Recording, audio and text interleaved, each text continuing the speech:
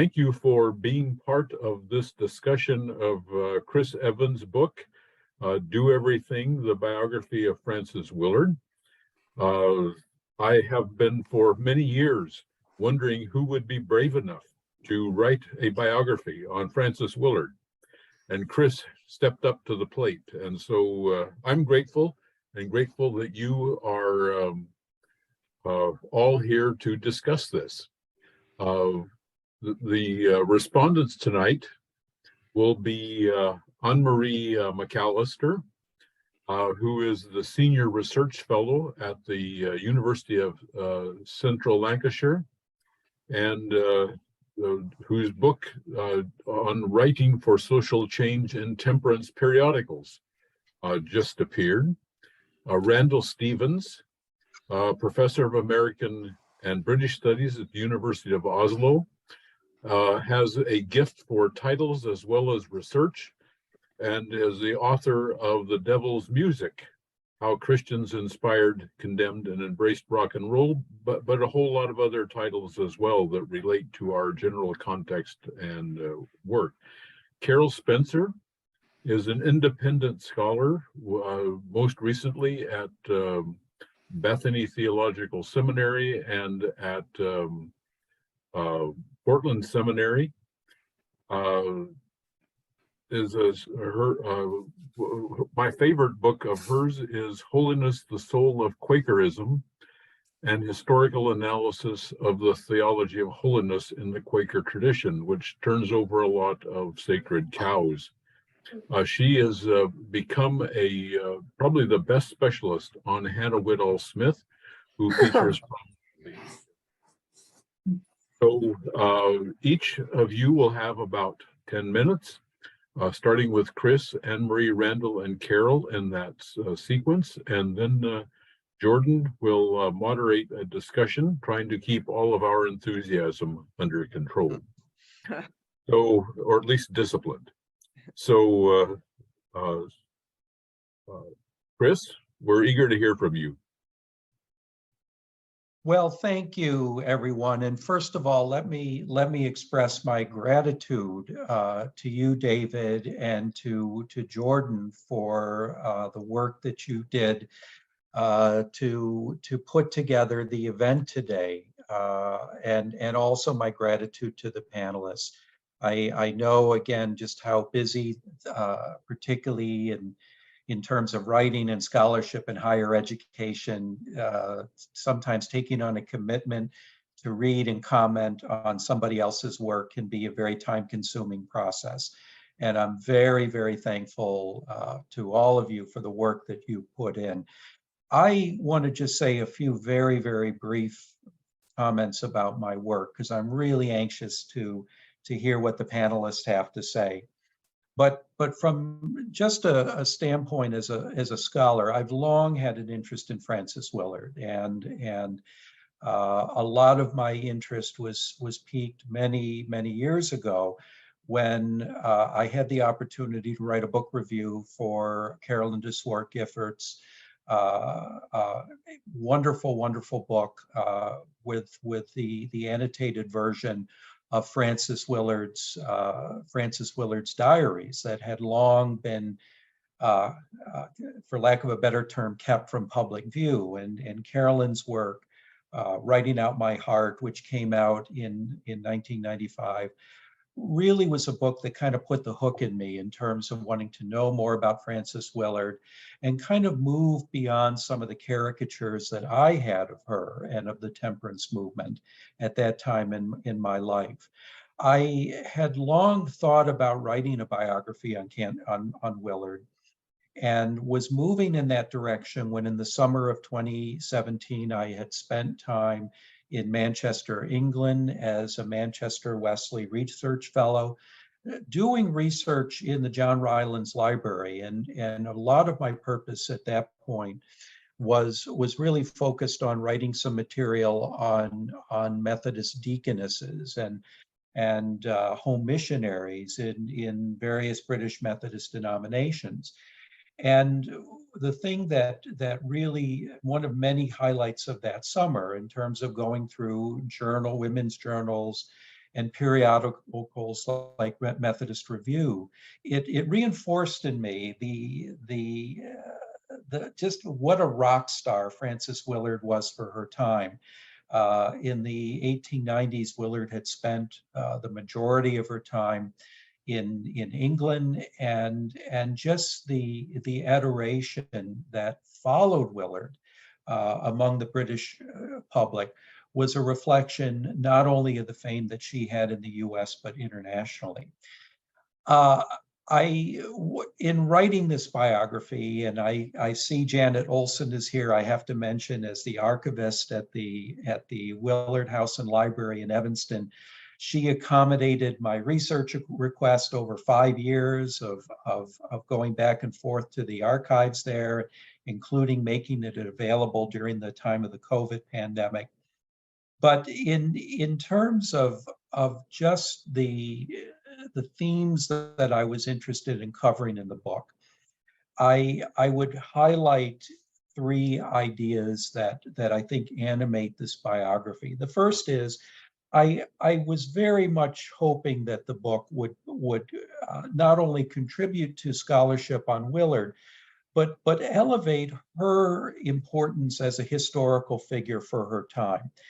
Some of you are aware of the fact that the last critical biography of Willard was actually published by a historian named Ruth Borden back in the mid-1980s.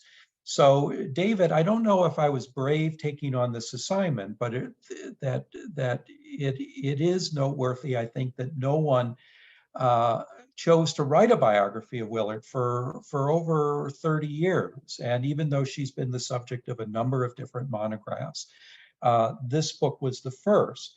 And I think the book tries to bring out not only the fame that Willard had in the US, but internationally in terms of her motto, do everything, which was her slogan for talking about the kind of expansiveness of her particular reform agenda in terms of temperance, women's rights, economic justice, and so on.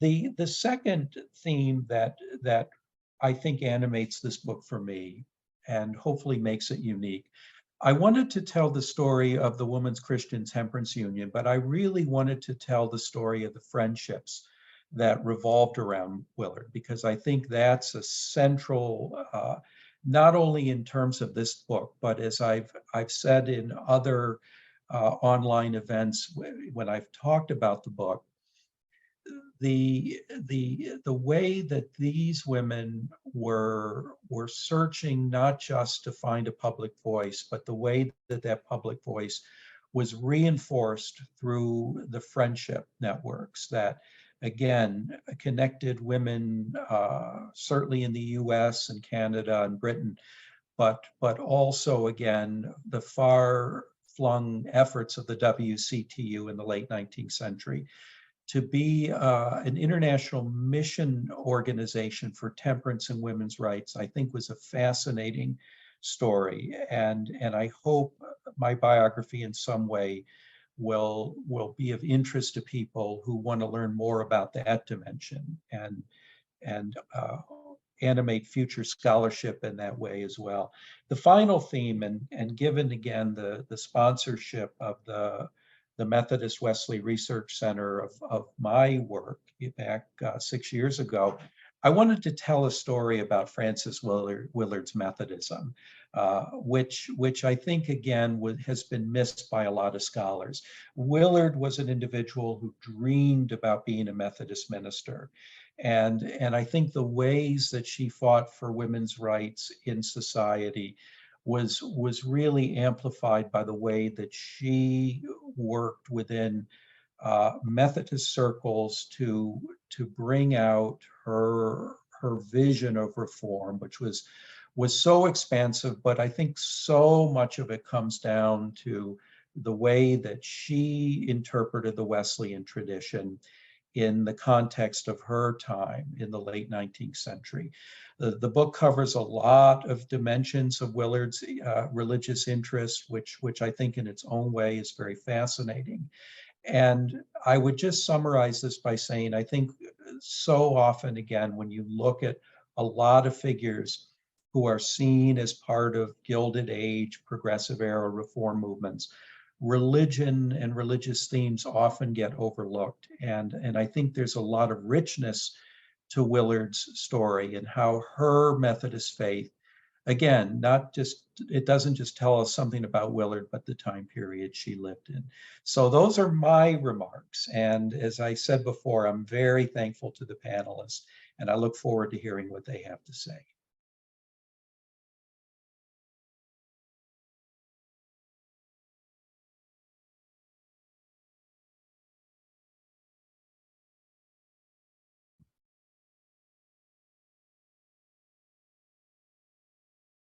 Annemarie?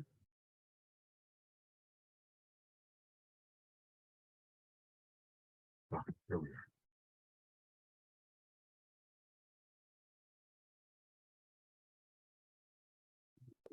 I'm not hearing you.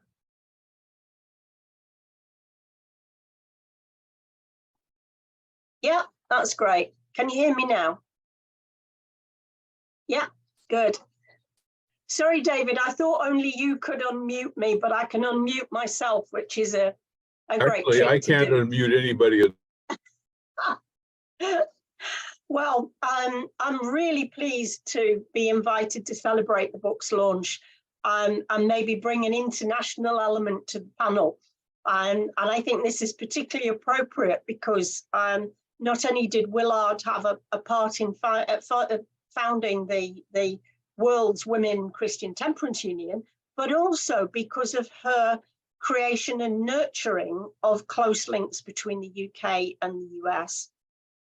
I'm being asked to speak today, mainly, I suspect, because of my work on temperance movements and also about the US and the UK. But I'm interested in Willard more widely as a particularly complex and perhaps problematic figure.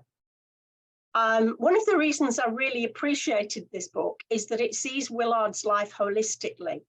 And Chris says in his second paragraph in the introduction, Willard's concerns were not confined to temperance. Indeed, they weren't. The book is really clear on the opportunity that the nascent temperance movement offered her. That's not to say she wasn't deeply convinced of temperance, that alcohol was a significant cause of poverty, domestic violence, and systematic oppression of women, children, and also of men, preventing people from seeing social injustice and working for social change. Temperance offered empowerment, particularly over in the UK. This is the way that it developed. The Preston Teetotal Pledge signers had stressed from 1832 that it was an empowering movement, often for working class people, which swept through the UK. Now, that's maybe one of the differences. I know Chris cites a quotation from Willard in 1865 or 6 about the glorious day when the stars and stripes shall be the symbol of a land where the slaves have been freed from their masters, the black and white slaves alike, one from their fetters of iron, the other from the stronger fetters of depraved appetite. Now, this is a heavily problematic comparison, and it may well be opened up for discussion in our session, but it does illustrate that belief in temperance as empowering for oppressed people was current on both sides of the Atlantic. However, to use Willard's frame of reference, which, as Chris has pointed out, was shared by most of her contemporaries, the main problem with intemperance in alcohol was that it was an occasion of sin.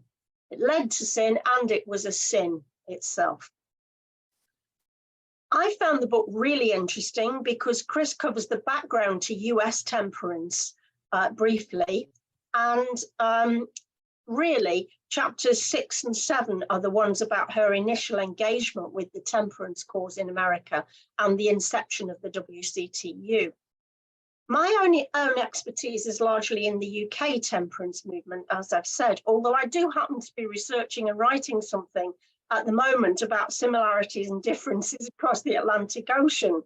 I shan't hijack the event into a detailed discussion of this, but I think it's most appropriate that I spend a couple of minutes on them.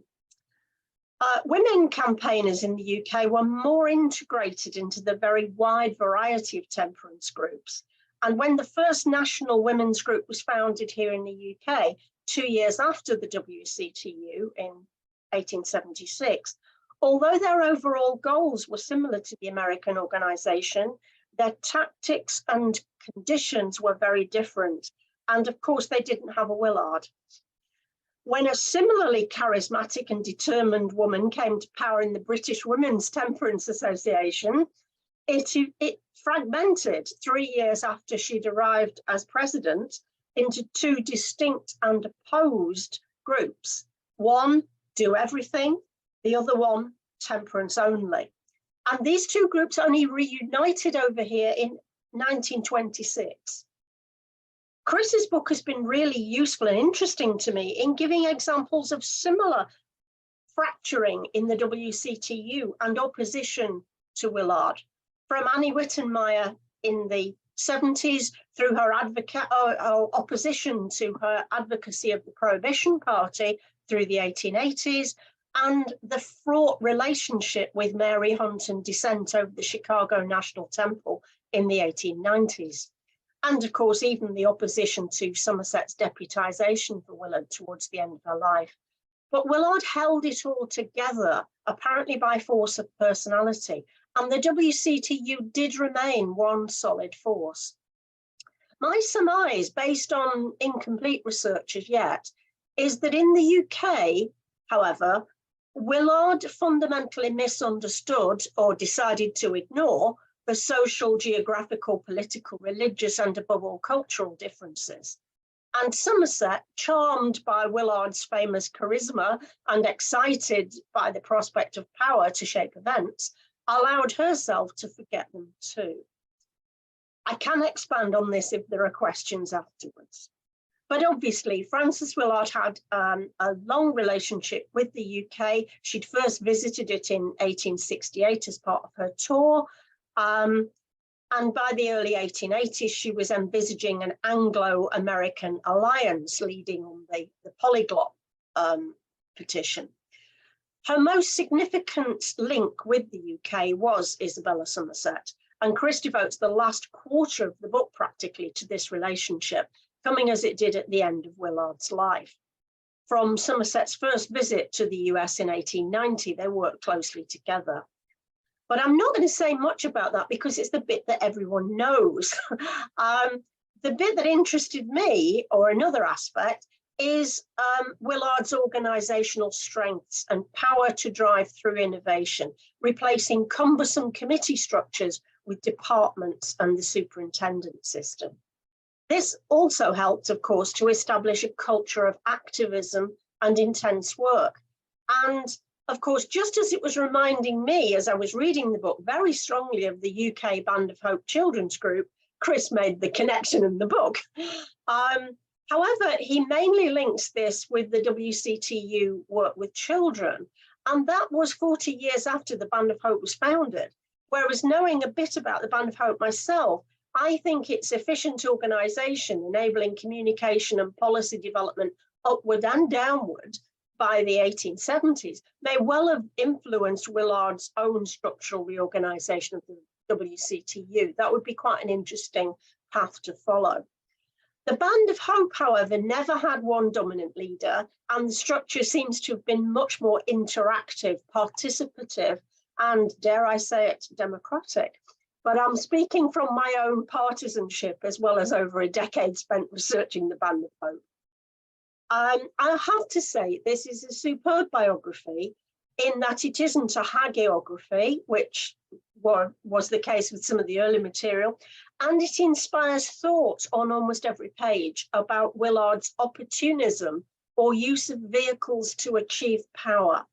And my main concern, how committed to the temperance cause she actually was.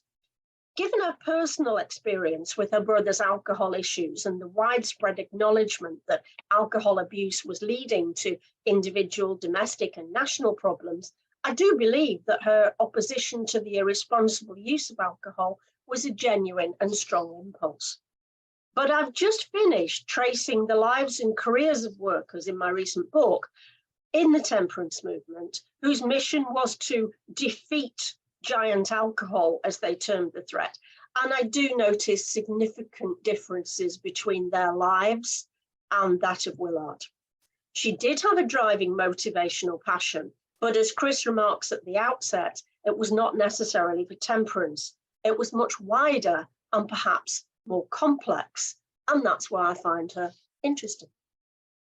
Thank you very much.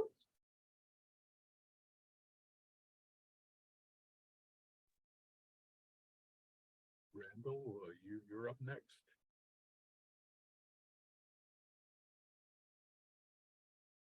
Sorry about that. Can you hear me now? Okay. Okay, so Chris's new biography of Frances Willard is, I'm going to echo some of the comments already, insightful, timely, greatly adds, I think, to our understanding of a much forgotten figure in US history, and also, as the historian Richard White said, a period of time in the US, the Gilded Age and Progressive Era, that doesn't get the same kind of treatment, I think, that other periods do. And Evans writes, perhaps no woman did more to expand opportunities for women's rights in the late 19th century than Frances Willard. As a reformer, he says, Willard carved out a distinctive path of women's activism that remains largely misunderstood. And then Evans tells the story anew, one of the most significant and engaged Christian activists and reformers in this biography. And the writing, I think, is lively, the research is exemplary. And I especially appreciate Chris's reimagining of Willard's life with all its difficult contingencies of the past, and thinking about how we relate to the 19th century today in the year 2023. The book carries with it a certain caution about presentism and anachronism, I think. For instance, Evans notes that 1920, the year when national prohibition went into effect, was a very different historical context from 1870, when Willard was on the verge of launching her public career, which I think is really important. And the world of ardent prohibitionism, I think, in many ways is lost to us today. After the repeal in 1933, its critics were ready to bury it 6 feet under, along with corsets, top hats, petticoats, and the hallowed ideas of Victorians. H.L. Mencken, one of the fiercest critics of Victorianism, lambasted the many hypocrisies of prohibition almost 100 years ago. He said, 5 years after prohibition, 5 years of prohibition have had at least this one benign effect. They have completely disposed of all our favorite arguments of the prohibitionists. There is not less crime, but more. There is not less insanity, but more. The cost of government is not smaller, but vastly greater. And then Mencken, who had many prejudices himself, the godmother of the movement, Frances Willard, he thought she was a ridiculous character. And then with tongue in cheek, he ranked her with Daniel Drew, Brigham Young, and Anthony Comstock as his, quote, favorite characters in American history. And I think there's a tendency to view Willard, her life, and her influence through a post-repeal lens. And Evans is right to caution about this. The urgent crusade of prohibitionists is part of a bygone era. And I took a look at, this is really rough estimates, and correct me, this is probably has some serious inaccuracies to it, but rough estimates of membership of the WCTU from 1881 to 2012. So 1881, 22,800. We go forward to 1941, 216,843. It's very high in the early 1920s. 1989, 50,000, 2009, 20,000, and 2012, by one estimate, about 5,000. Willard's life, in part, helps us understand the urgency of the crusade and the appeal it had to hundreds of thousands of Americans and others overseas. And here, Evans' book is fascinating and generative, I think. There are so many topics it explores with skill and verve. We could take up any number of them fruitfully, I think, like the tensions between private piety and public activism, Willard's homosocial, same-sex, intimate relationships, and what to make of that through the curtain of history, which obscures a lot. Willard as a social pioneer, and I love the story about her riding her bicycle, learning how to ride it, that she named Gladys, which is just such an awesome Victorian story. The possibilities and real limits of women's political engagement in these years, and any number of others. But in the interest of brevity, I want to focus on just a few things. The growing radicalism of Willard, the splintering of Protestantism, the anti-immigrant aspect of temperance, and the WCTU in particular, and then what we might call Willard's Protestant whiteness. First, what about the anti-immigrant, xenophobic, and related anti-Catholic dimensions of Willard's work and the work of the larger movement? Evans observes that, quote, although Willard often expressed sympathy toward the thousands of new immigrants coming from Germany, Italy, and Eastern Europe, she frequently castigated immigrants for their alleged immorality, especially their drinking habits. Close quote. In my reading of late 19th and early 20th century sources and secondary literature, I've found anti-Catholicism and anti-immigrant prejudice throughout the Temperance Crusade. And anti-Catholicism, it seems, at least in America, often went hand in hand with the anti-liquor campaign. So the president of the Massachusetts WCTU, Mary Livermore, thought that, quote, no Catholic should hold office in our country whose political allegiance is to the Pope first, close quote. So I wonder, did Willard's ecumenism do much to counter this religious bigotry? And I sense from Chris's book that she actually was, relatively forward thinking about some of these issues. I'm also wondering how central this religious prejudice and its related xenophobia was to the movement in the 1880s and 1890s. I'm also interested in the slow growing divide that Chris touches on between what we might call conservative or traditional evangelicals and what were becoming more liberal Protestants. Is there much truth here to the so-called Great Reversal? Other scholars have dubbed it the Great Split, whereby supposed public Christians and private Christians, or proto-modernists and proto-fundamentalists, parted ways. For those we might call conservative or traditionalists, some reformers seem to be neglecting the heart piety of the faith, and Willard would have, I think, fit that for some of these. The historian Mark Knoll sums it up like this, quote, Protestants who had once guided national life retreated from efforts at shaping society in order to cultivate private gardens of inward spiritual development, and when potentially innovative religious convictions, Catholic, Lutheran, Jewish, were only inching toward public commentary on economic issues. So I wonder about, what role Willard has in this. Of course, much of this happens after she dies, and with the advent of modern fundamentalism in the 19-teens and 1920s.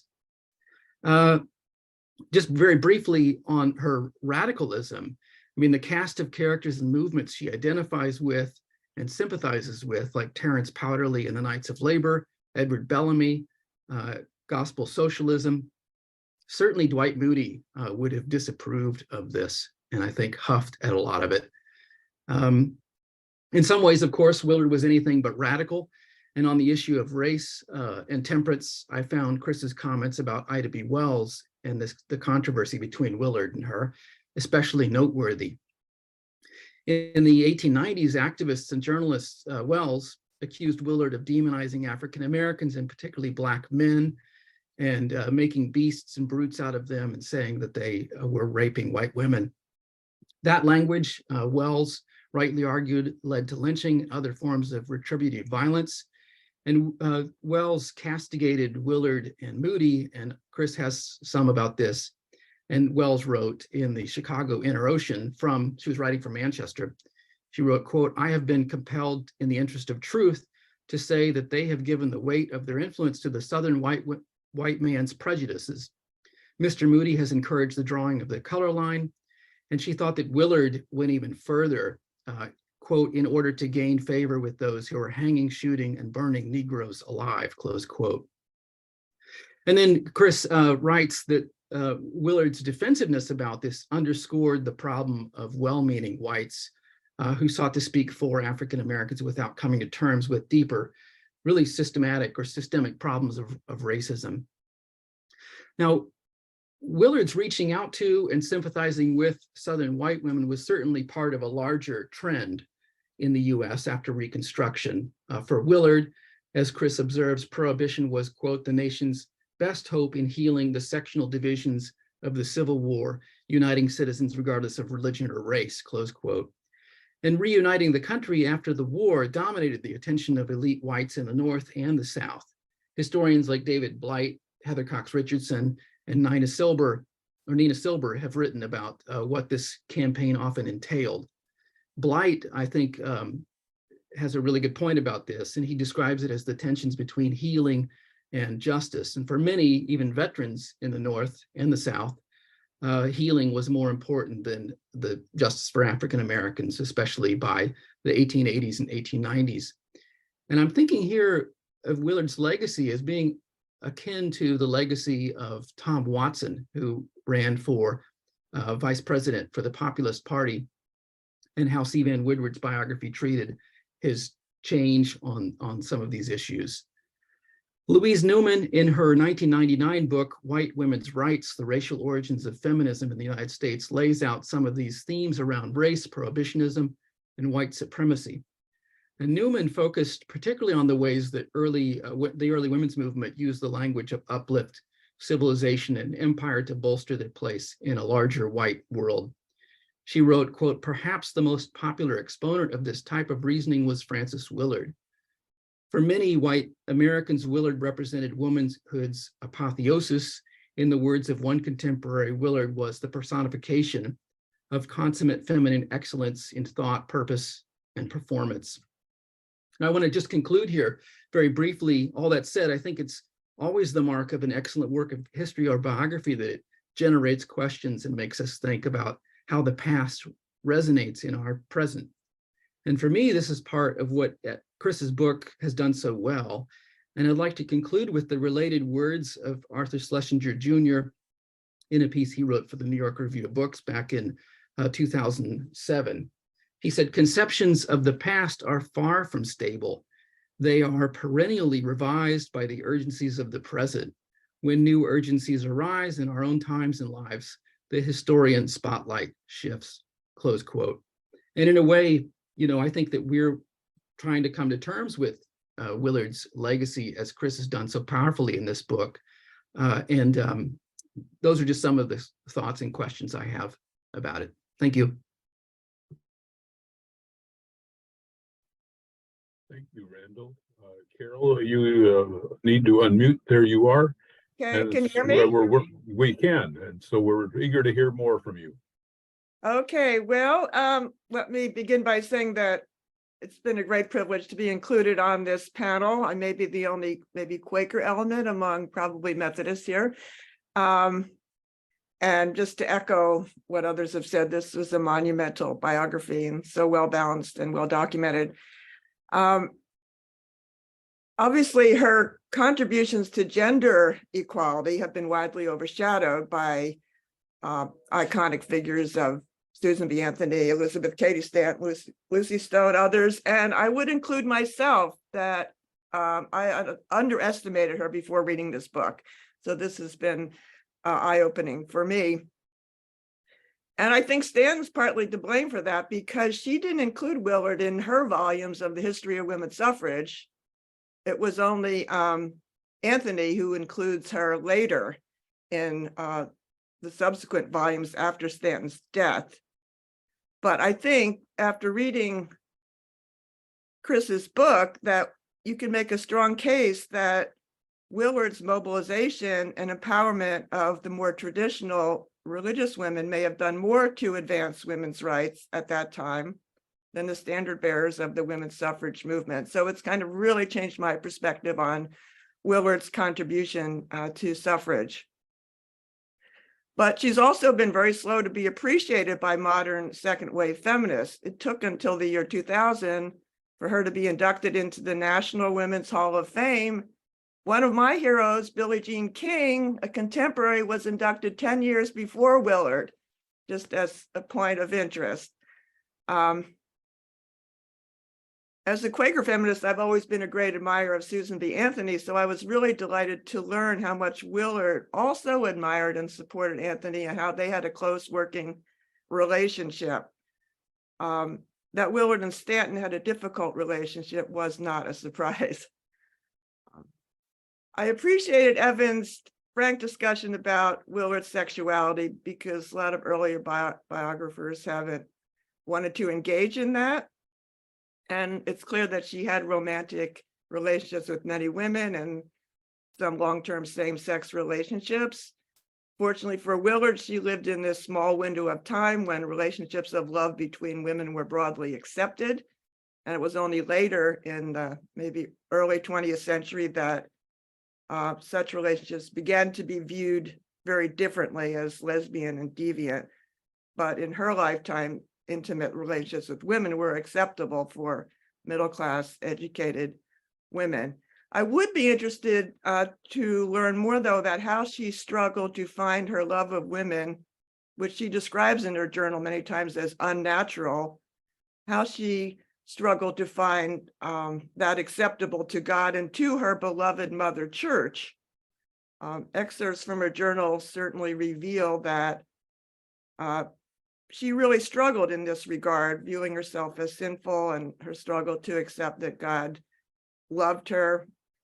And Evans does explore her paradoxical relationship. I think that's the term he used with the church. And I think particularly their exclusion of women's leadership and failure to ordain women. But I would guess that her sexual orientation, not a term she would have used or that was used then, would be included in this kind of paradoxical relationship with the church. And I find a certain irony in the fact that a woman like Willard, who found love in same-sex relationships, would even today be barred from clergy in the Methodist Church.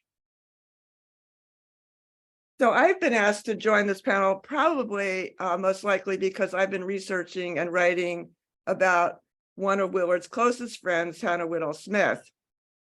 And Hannah named Willard the octopus. I don't know if she came up with that name, but Hannah writes in one of her letters to Willard,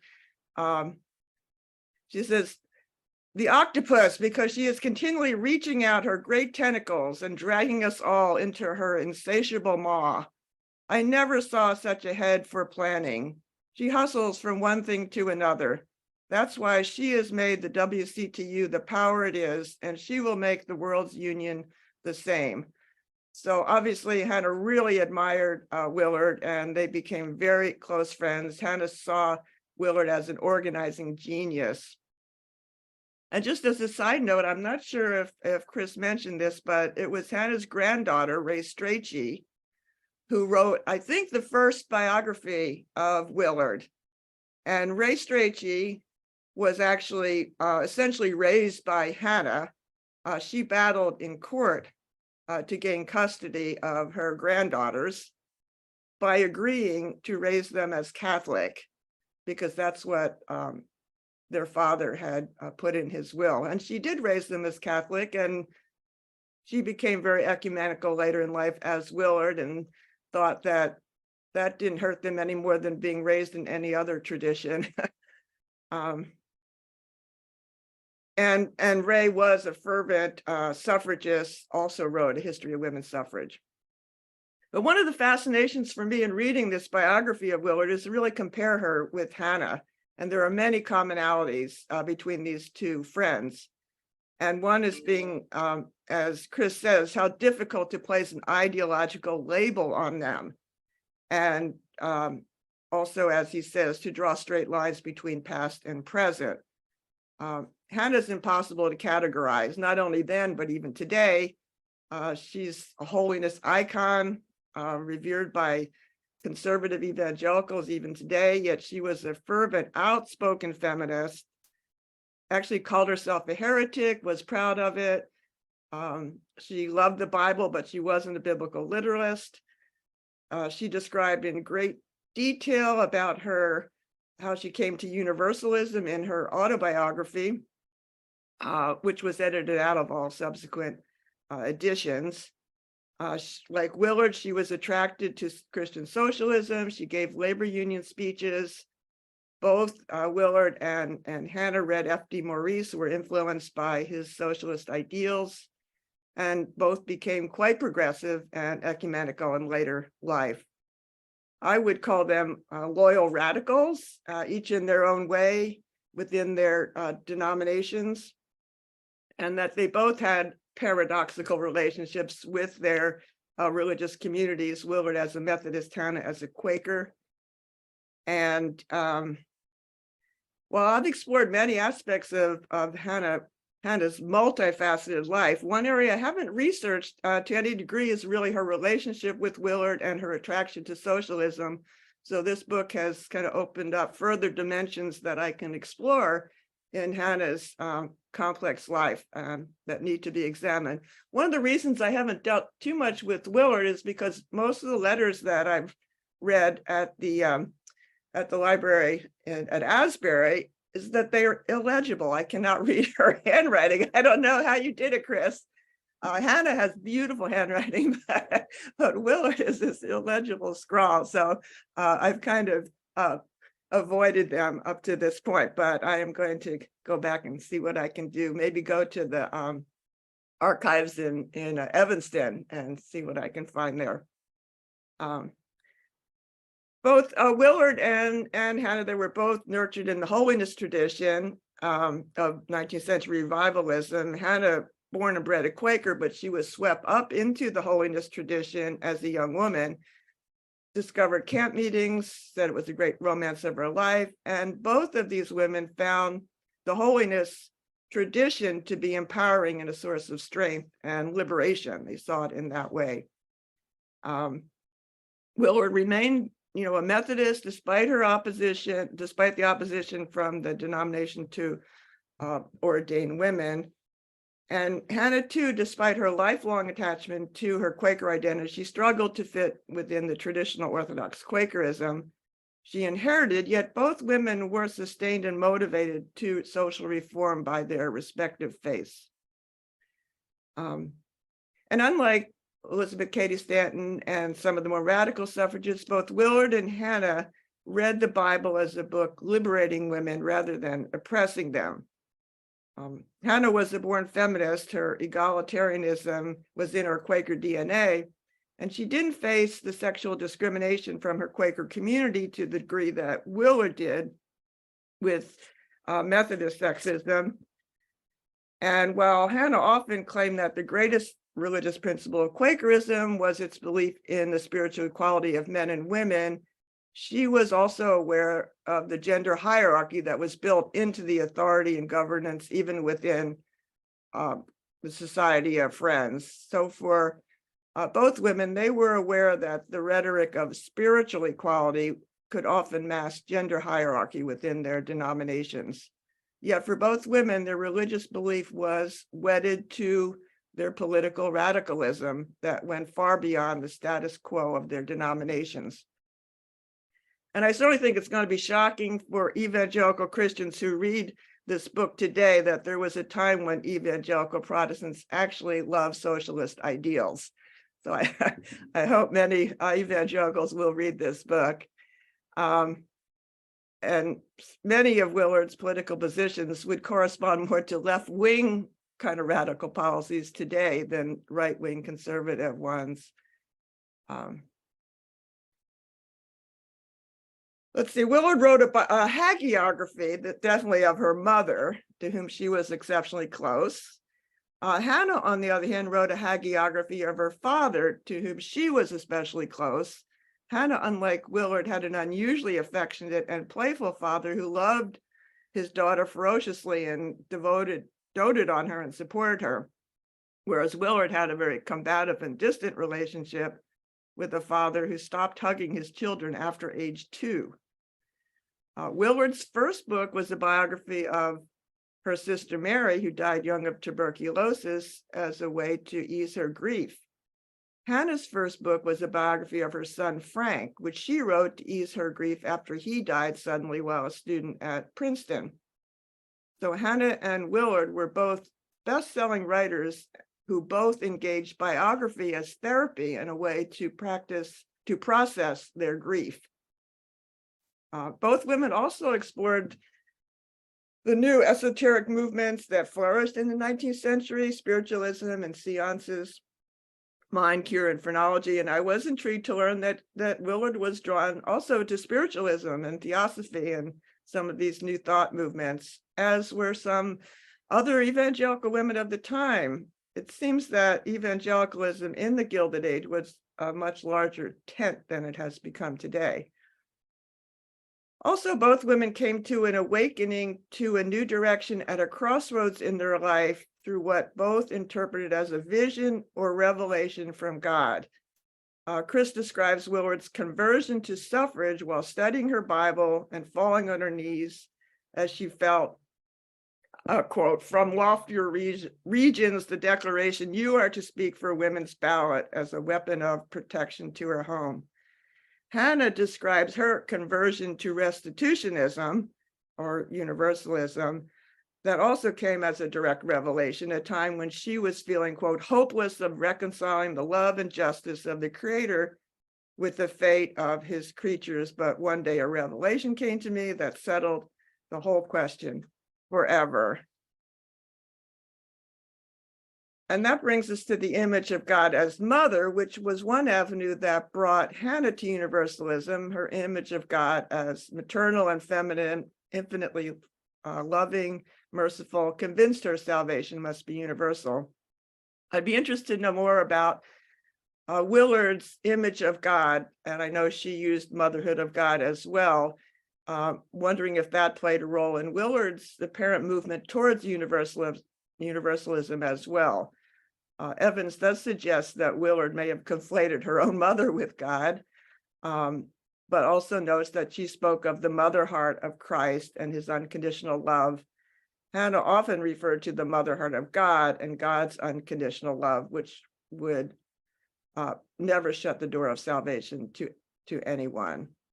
So it appears that Willard and Smith were in agreement on universal salvation, though I think Hannah was a lot freer to express her heterodoxy than Willard as president of the WCTU.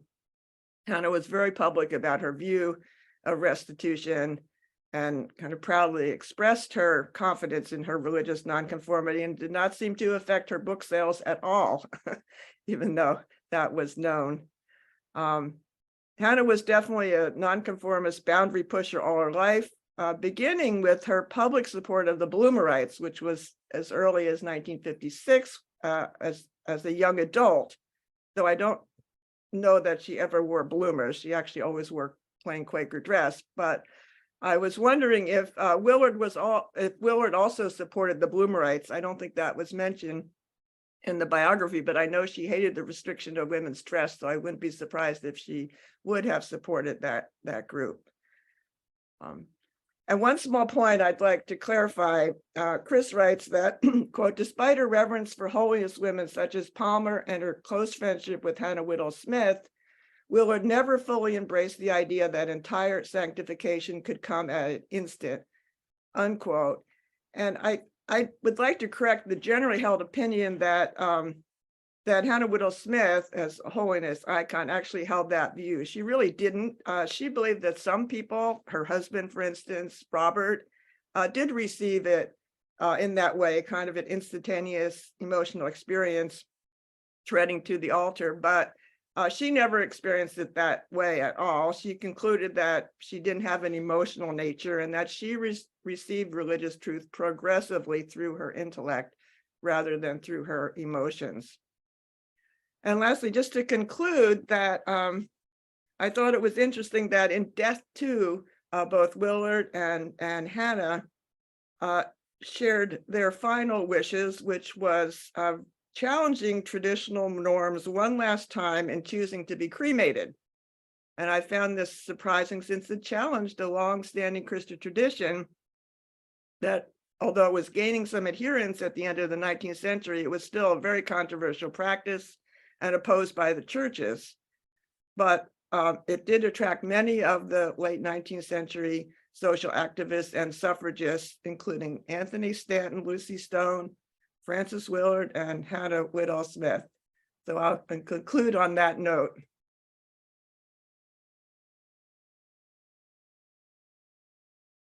Thank you very much, Carole and Randall as well, and Annemarie for your contributions. We've got a little bit of time, 10 minutes or so for questions and discussion.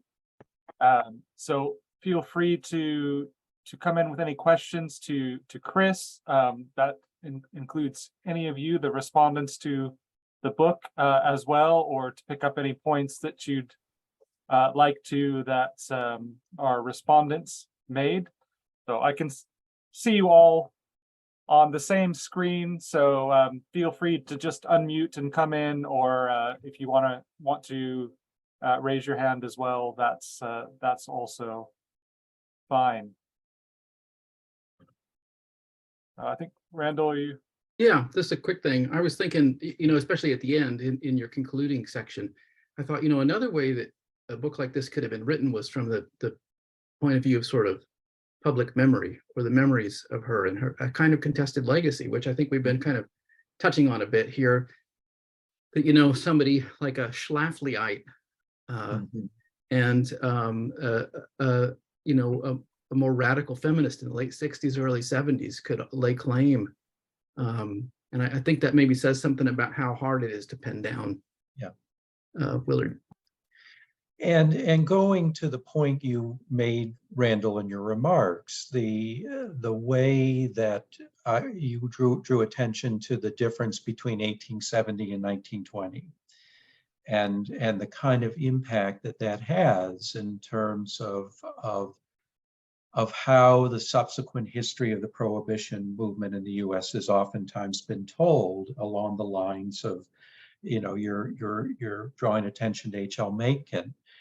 I think, one of the things that is interesting to me, and I thought about this when Carole was talking about Hannah Whitall Smith, is how both Smith and Willard are, I guess maybe use the word victims of having their lives shrouded in the hagiography of their followers.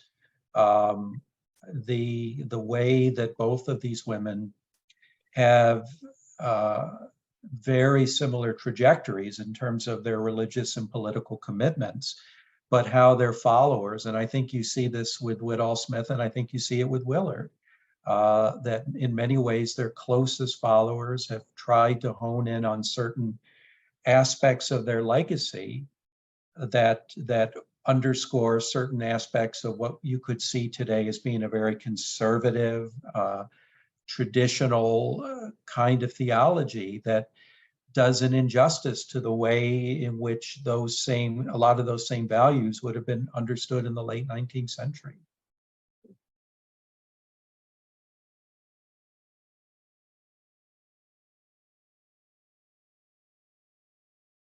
Carolyn, I think I see your hand up.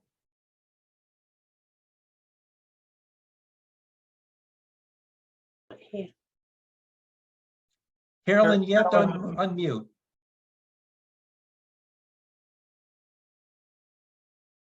Okay. There you go. Can you hear me? Yeah.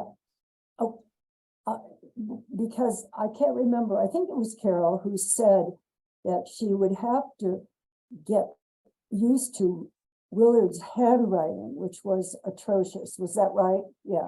Yeah. And having read through and transcribed 50 of her journals, I can only sympathize with you.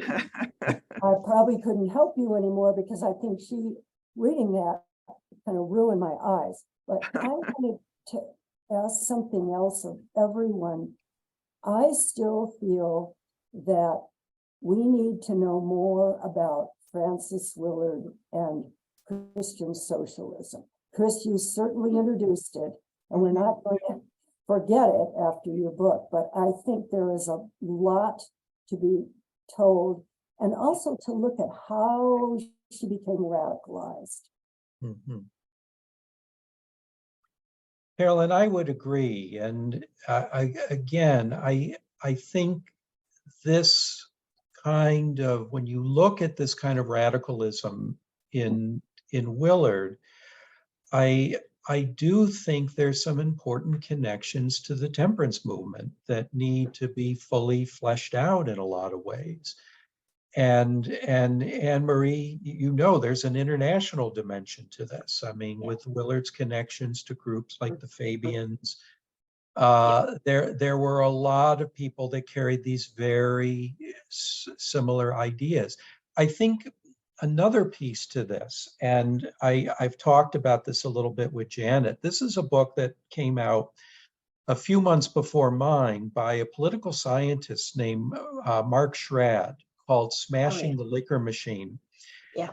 And I think one of the things that he does in that book is really bring out the fact that if you start putting an international lens on the temperance movement, you see a lot of these radical politics coming to the surface. And what's very demanding, I think, in some way, you know, and this is part of my struggle as a biographer, because I thought it was very important in the context of how these issues are affecting what's going on, particularly in the US now. Well, and I think it's true in the same type of issues I think are affecting the UK with Brexit and, you know, issues of immigration and xenophobia. It's not just a US problem. So I think looking at Willard in terms of issues of how she viewed immigration, how she viewed race, how she was tied to this kind of Protestant worldview is important.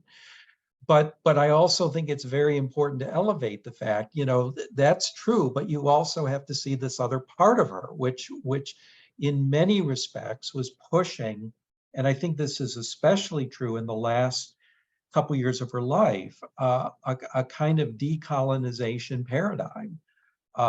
You know, very concerned about the kind of ways that alcohol was having an adverse impact in Africa. She was starting to make these connections, I think, to, you know, larger parts of American and European imperialism. Even at the same time, she could make statements, and I mentioned this in my book, where she makes the case of, well, I hope the US annexes Hawaii, because it would be a great place to go to maybe get my health back.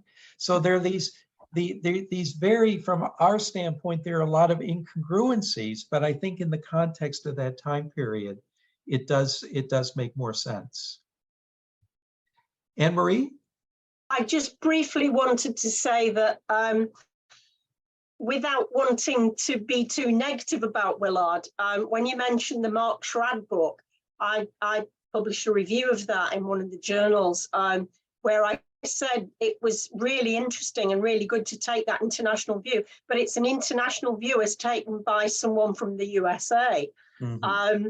And even the title assumes that prohibition is always identical with temperance movements, which of course it isn't. Yeah. And there's a huge history in Scandinavian countries, in the UK, over in Australia and New Zealand, about different solutions other than prohibition. That's and right. In a way, that's what I come back to with Willard, that she was an internationalist in an American way. Yeah. And I think that's one of the things, as I'm untangling it, that went wrong with her relationship with the UK women's temperance group.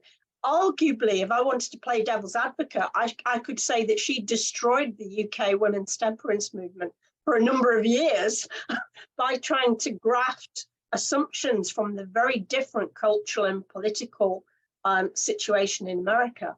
Yeah. But far be it from me to be so awkward. Annemarie, I agree with you, and I think going back even before her relationship with Isabel Somerset, when the World's WCTU was when she reinvigorated that idea, and when Margaret Lucas became the first president. I mentioned this in my book, that Lucas, in a very polite way, was trying to remind Willard, well, we really do have some differences, And I think you said that very well. And I do try to get into this in the book, where there was kind of a split, very similar to the American WCTU in the sense that you had temperance more broadly defined in terms of other causes, but even more so in the UK, where a real pushback against prohibition, regulation without prohibition. And I think, again, well, this is something I think I do get into in the book in terms of with Somerset, where I think, again, Willard did not want to hear the fact that there were a lot of people in the UK that didn't like her and didn't trust her. And I think, again, that was something, part of Willard's naivete, that she never fully separated herself. And again, there were a lot of different manifestations of that towards the end of her life. And certainly the situation with India and the Contagious Disease Acts and how she went back on her stance on that. Yeah, there are a lot of different dimensions. Did you have another question, Annemarie, or? No, I just thought I raise put hand. my hand down. I'm sorry. No, it's fine.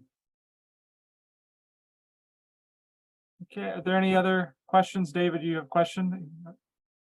Or Well, I always have questions, but I am so grateful for this time and your and to all of you who have talked and spoken to the book in a more major way. I'm very grateful for your work on this, and I hope that some of this will end up in published book reviews as well as online. So I urge you to kind of toss around a bit to find places to review, to get your ideas out, and also to support Chris's book as well. With the more books, the more people are likely to add it to a library. So I encourage you in that. But thanks again so much. And thank you, Chris, for allowing us to have a little party on what here is a Saturday night. And you all take care and look forward to seeing more of you in various places. Well, thank you, David, and thank you, Jordan, again for putting this together. And thank you so much to the panelists for your very thoughtful comments. I really appreciate it. And I would just add to what David said, as many of you know, as authors, you're kind of your own free agents in publicizing your work. But anything you can do in terms of sharing it with your colleagues, Annemarie just showed her latest book. But anything you can do to share a good word or to let other people know about this book, I would certainly be grateful to you. But thank you so much.